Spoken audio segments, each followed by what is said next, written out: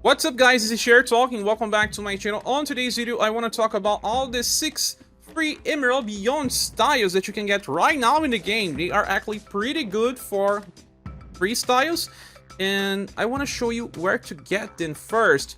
Let's go inside the game here, click on the free quest system, and right now it's on the top on the down records. If you are watching this video later, then you may actually have to go down a little and choose it on the stable. Okay, since it's on top, click on it, and then there is this page called Emerald Beyond the Emerald Waves. Click on it, and you have to do some normal stages. You can also watch some story, and when you get to the last point here, the center, Seeker of Cats, you can get them all here. Not just that, but you get 600 gold pieces for each of them to level them to max, so that they can actually provide some good support for remembrance and even for some real challenges. Okay, here we are on our srs.xyz website. We will start with Tsunanori Mido, and something that we need to understand is that they released the free welfare styles for everyone to have a taste of what's to come.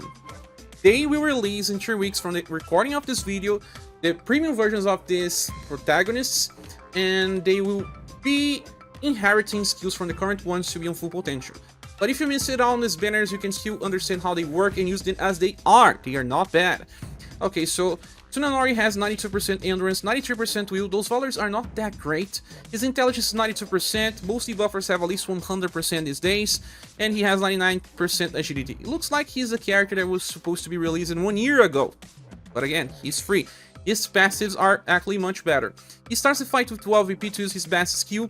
When he lands an attack, he buffs all surviving allies, STR, Dexterity, Agility, and Intelligence by 15%. Those are all the offensive status that are used in the game. When attacking on Overdrive, he always chases with Mega Thrust Plus. This is a triple S power attack with pierce damage only. By the end of a turn, 1 extra BP, and also OG Gorge by 25 points. On the start of a turn, he grants a 15% attack boost and a 15% defense boost. They last just for that turn and don't stack. If he gets to 0 HP, he will then recover all surviving allies HP by close to 3000, but dies. And then he has a 20% damage increase for all time, then an extra 40% when attacking on combos, and yet another 40% when attacking on Overdrive. If you use Overdrive for 2 characters or more, you're gonna get the full 100% from this passive. We also have 30% damage reduction at all times, so even though he is a free style, he does have damage reduction and another way to give damage reduction to everyone, including himself. Then skill number 1 is called Eliminate. It's Pierce and Slash. He is a Pierce and Slash damage dealer, and it's free for D power. It's just a little better than normal attack. The second one, Kugutsu Summon, it's the best skill that he will be sent to his future style. It is 12 VP cost, single target, Pierce and Slash can only use it once. Before attacking, he grants himself this Kugutsu follow-up that will be permanent in the battle. Kugutsu follow-up is that a power attack that will recover all surviving allies HP by around 400 and also 1 BP to all of them. It also tries to apply stun any enemy with low chance. This was designed for the current roadblocker fight, but this version of Tsunanori Mido may not have enough intelligence, but then it can still be buffed since he was buffing everyone. But then again, on roadblocker, you lose all your intelligence buffs. It will rely more on your party composition than just Tsunanori being able to stun. But this becomes a permanent follow-up attack, and he already launches another Kugutsu attack, so he will be actually attacking 2 times with 8 power, healing 2 times with 400, and 2 BP for everyone. And then after this turn, every time that you attack, you're going to chase with the healing and BP generation. The last skill, Weak Stinger, is also 12 BP cost. It will take some time for him to build up because eventually he becomes a 5 BP per turn character. And for 12, you will do a double S powered damage, Pierce and Slash as well. And after the attack hits, you're gonna cast a weak defense down and a morale down to the enemy. The weak defense down has 35% volley and is 1 stack with other weak defense downs or whatever. And morale down does not stack with other morale downs, but it's medium, decreasing damage taken at the source by 25% and lasts for 3 turns. So you can wait to use this again After 3 turns, since this is also fast, it's actually kind of easy to apply. Weak defense down will allow your character to do a little more damage, but it's not essential anyway. Okay, so what you're looking at doesn't feel like Tsunanori Middle can help many people doing hard challenges, and he can't really, but you can use him for Remembrance right now if you're having difficulty. Having a character that will be buffing SGR Dex, Agility, and Intelligence by actually 30% when you get the Chase attack, or even 45% when you attack on Overdrive and you get Mega Thrust, it's going to help, especially because we don't have that many S-Sword users in the game. And his damage is not that great. It's more of a support that allows you to receive less because of the Monolith down, and also less because of the 1 defense boost that he applies. Nothing too special, but the next Tsunanori Middle is a meta unit, and he relies on Kugutsu Summon. So try to level up this to max if you want. This is going to help at least a little with damage. We will not be talking about grades here because this will not matter anyway. You got all of them for free. The next one will be Ameya, and she is a mage, but not as well. She uses swords and the sun element, so you need a sword with the sun element to use her skills on max potential.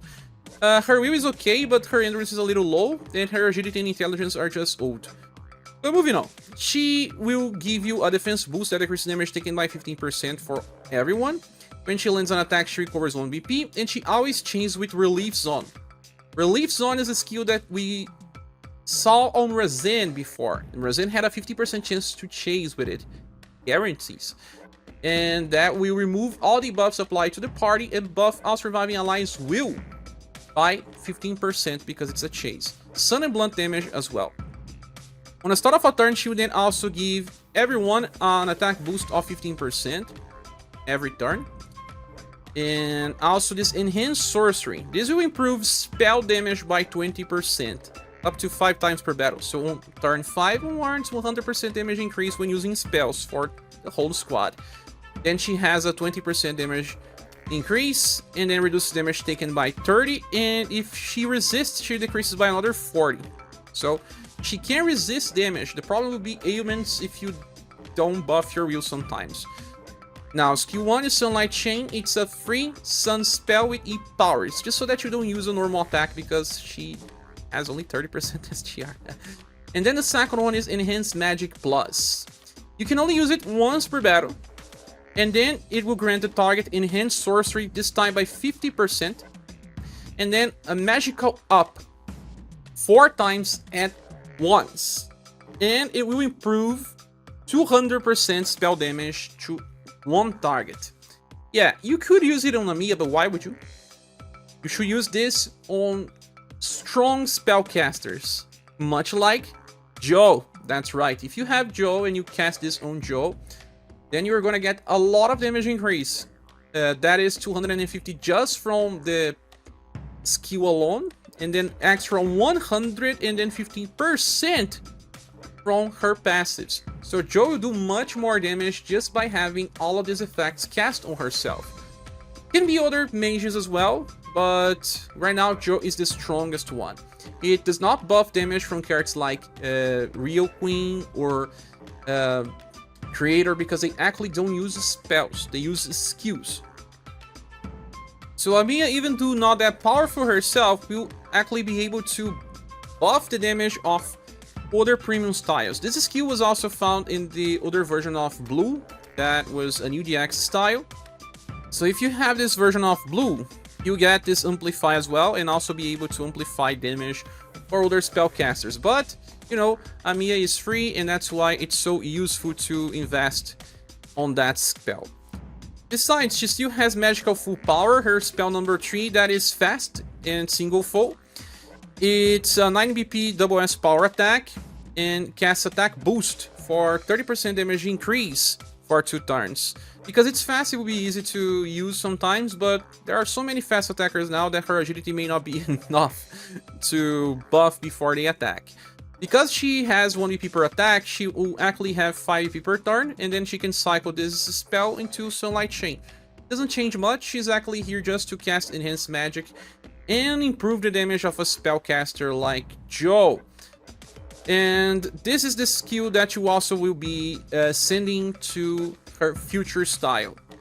Well, in the end, Ameya will not help you much on Remembrance because there are too many sword users and she buffs spell damage. That's not so common there.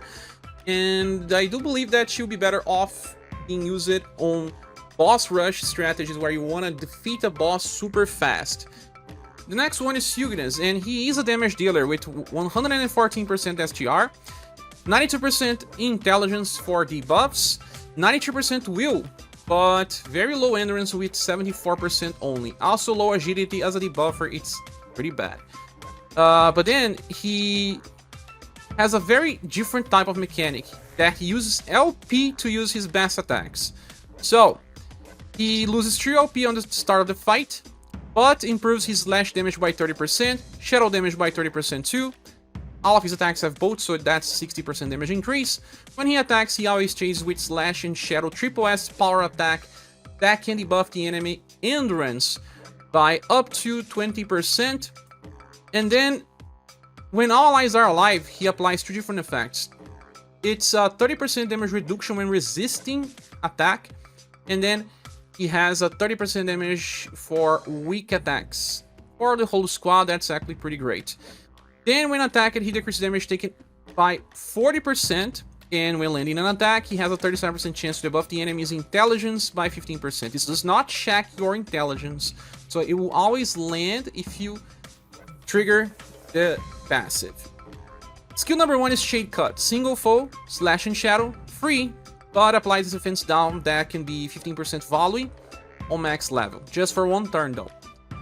Then the skill number 3, Bloody Strike, it's what you can do on turn 1 if you want. It does not use BP when fully awakened, but it uses 2 LP, so he will be with only 1 left.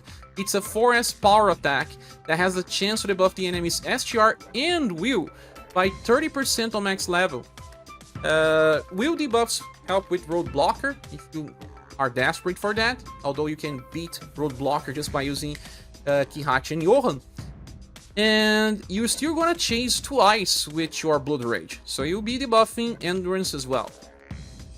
You'll be debuffing the both status that are defensive for the enemy. It improves damage, but not as much as many other ways that we can improve damage these days. And then skill number 2 does not use BP as well, it's just free. And before attacking, grants this attack boost that will improve damage by 20% for 1 turn, so that actually the chain attacks do a little more. And we recover LP by 3. That's right, if you start the fight with this, you actually go back to 6 LP. And we'll do 10% recoil damage to everyone in the party. That doesn't really matter all that much, but it's still bad. The skill itself is just the same power as Shade Cut, so it won't do much damage, but you still have the follow-up attacks with Blood Rage, and they can still help somehow. So Siugnas is okay because he has 30% damage reduction to the party when resisting, and he still can take very low damage. The problem will be if the enemy keeps trying to apply elements on you, and that 92% will is not good enough. But he's a sword user, meaning that he has competition for Remembrance fights, and if you already have too many characters, you hardly be thinking about using Siugnas at all. But he works for newcomers and can fill in many Remembrance teams if you're still missing out on other premium characters. After Siugnas, we have Bonnie, and Bonnie is amazing actually. She has 100% endurance and 97% will. Closer to the current styles, but only 100% agility and STR. She is a counter style, so those styles are not that bad. She does not need dexterity, I don't know, it is 51% though. And when attacked, damage is reduced by 30%. And then she casts defense up, decreasing damage taken by 15% 5 times, so multiplicatively you're gonna have a lot of damage reduction. She has 20% damage increase. When attacking with blunt attacks, she recovers HP and then buffs her own Endurance, Will, Love, and Charisma by 15%. The Endurance and Will buff is nice because it will allow her to receive less and less damage, because she is a counter specialist. When she is attacked, doesn't matter if it's direct or indirect, she's going to get an attack boost that improves damage potential by 10%, lasts for 2 turns, and that's okay because even if her agility is just 100%, the enemy may be faster, so she gets this before she attacks sometimes. And then she will also buff her SGR, Dexterity, Agility, and Intelligence by 15%. You get offensive buffs when you are attacked. And when you attack, you buff your defensive status. But there's something else. When she's directly attacked, she reduces damage taken and counters with Thunder Kick Plus. That is a triple S power attack with blunt and lightning damage. And you can actually cast another via Synchro Step B. This is a 6 BP skill that can only be used once, and this is the skill that you're going to send for her premium style. That will grant her a defensive counter stance that will also counter with Thunder Kick Plus. I heard that this one will do more damage because it will be using the rank of Synchro Step, so you can level this to 99 to do a little more. And she will then chase when countering. So double Thunder Kick Plus. That can actually do some decent damage, especially if she's buffing a lot. And then there's also Advancing Knowledge. When you attack with blunt attacks, you're then going to recover 1 BP and give yourself an attack boost of 30% for 2 turns that stacks. So even the counter attacks will trigger, if I'm not mistaken. But you can also give this to someone else. It support one ally. You can send this for Formina, premium style. But if we're talking about Remembrance Fight, she can actually work pretty well versus the Megalith Dragon, and I use this skill into my Dentard, so that Dentard will get even more BP to keep using his Bass attack. Because Bonnie herself didn't need that extra BP, at least this style doesn't need, since she can use Thunder Kick Plus as a command, and if she does not have BP, she can use double Thunder Kick. That is okay, 2 BP and attacks 2 times with E power. That is the average of an S power attack, I would say. So give it to someone else that needs extra BP and does more damage than Bonnie. But if you want, use on Bonnie as well, not bad. Bonnie is a counter specialist that can actually do some decent damage and is a very good one for Remembrance if you don't have any other. She was better than Xiao for me, although she does not taunt. It would be interesting to use the Eagle Wings formation in order to draw a lot of enemy attacks, or it can also be Rising King or Rising Phoenix. Just remember that formation does not buff Endurance and Will for your tank. And Bonnie doesn't have that much Endurance and Will, but since she self buffs, it's okay as well. The next character is Formina, and she has 82% Endurance, but then 98% Will. Okay. Dexterity is 105%. She's a damage dealer with low status. Of course, she's not a premium style. And she has this 30% damage reduction at all times, and then a 25% damage reduction at all times. So even with low status, she's okay. On start of battle, she grants herself here support, that when you attack, you're gonna buff Dexterity by 20%, and also get an attack boost of 10% for 2 turns that stacks. When attacking, you are going to chase with Gatling Cutter twice. This is a double S power attack with blunt and slash. That's interesting because we saw Siugnas getting double chases, but he actually had to lose LP and use different mechanics, and 2 chase with double S power is okay, especially for those that miss it out on Leon and can do some old challenges on Remembrance Fight with ease. Also, when she lands blunt attacks, she recovers BP by 1 and also gets an attack boost that improves damage potential by 30% for 2 turns. Actually, she's going to get 6 BP per turn because she attacks and chases 2 times, and she's going to attack boost a lot. She then has hit ups of 75% total from turn 5 onwards. Not bad. Skill 1 is Sharp Shot, a C power attack that you'll be using if you don't have VP for something else. That will be Gatling Cutter. That's the same skill that she chases with, so that you can actually use it 3 times. For 7 VP, that's pretty neat. But you actually want to use Synchro Step F in the start of a fight. You can only use it once, and this is the same skill that you will be sending to her premium style. It will grant the target attack response knowledge. When attacking with blunt attacks, the character will then recover HP, buff Endurance, Will, Love, and Charisma. You should understand that actually they both want to switch skills. I'm talking about Formina and Bonnie. In the SaGa Emerald Beyond game, they are partners. So Formina wants to send her skill into Bonnie, and Bonnie wants to send her skill into Formina. Because buffing Endurance, Will, Love, and Charisma is interesting for Bonnie, but also works for Formina if you so want. And when being attacked, you then buff SGR, Dexterity, Agility, and Intelligence by 15%, and also grant an attack boost of 10%. As you can see, this is the same part of the passive that you also have on Bonnie, and Formina is also sending it. So you can double the effects if you want, and it makes more sense. And if you give extra BP for Formina, she can keep using Gatling Cutter as well. But here in this case, not much of a problem. Like I said, she gets 6 BP per turn. Why would you want more? Gatling Cutter is 7. It's easy to find the remaining BP. But with their future premium styles, they will actually benefit much more. Formina is another one of the good ones, and she can be used on Remembrance fights, especially because we don't have that many gun styles till we get into the premium versions of other characters from SaGa Emerald Beyond.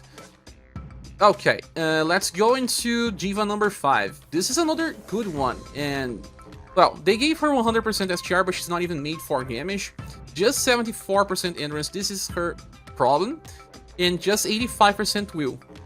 She has 86% agility and 95% intelligence because she can debuff, but that's not really her main gameplay, I suppose.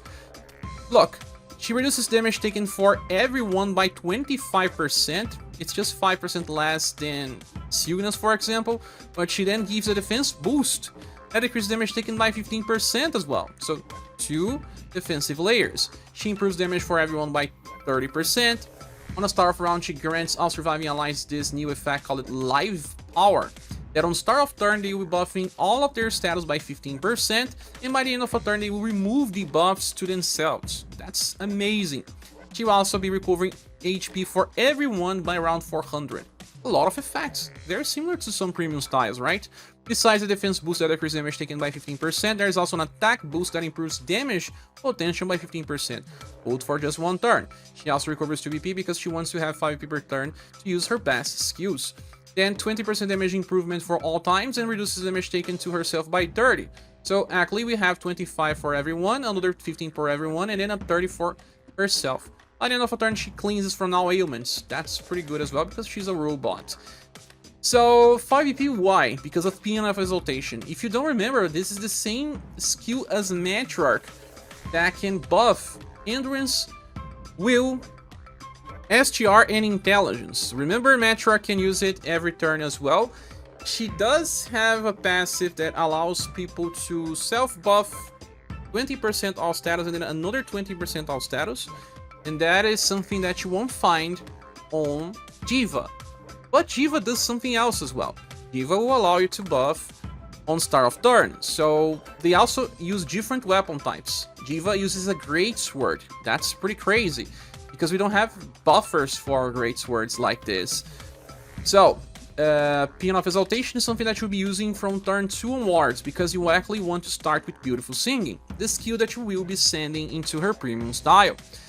This one is all status buff by 25% for 5 BP, and then cast Life Power for the whole fight. So we'll be buffing 15% all status every turn, and by the end of a turn you will always be cleansing the buffs. And we didn't have many characters that can cleanse the buffs like this with guarantee every end of turn as well. So Diva can actually have some applications in real hard challenges as well.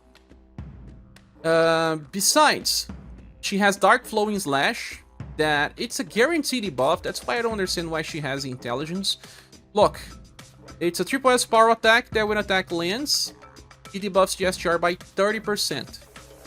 So I don't think you'll be using her for this.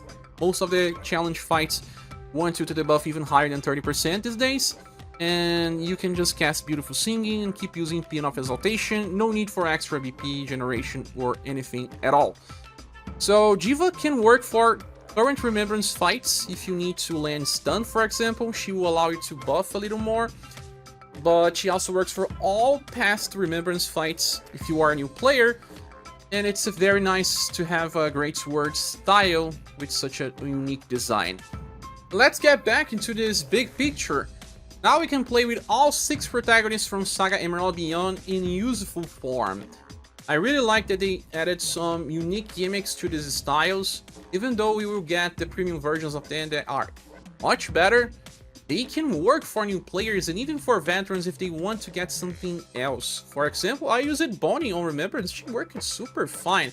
I plan on using Formina as well, and I want to test Ameya with Joe. I'm sure that she can work on real challenges, much like Diva number 5 can, because of that debuff cleans. Siugnas has more competition because we have so many slash damage dealers, but maybe for Shadow we can build different squads in the future. Tsunanori also helps Remembrance because of lack of SS word users, so maybe you will find utility for all of them, and if you are a new player, you surely will. With all that said, this is just my opinion. Thank you so much for watching. What do you say? What do you think about this character? Say here on the comment section. Thanks so much for watching. Please subscribe if you haven't, click the like button if you can, and I see you soon in the next video or live stream. Goodbye.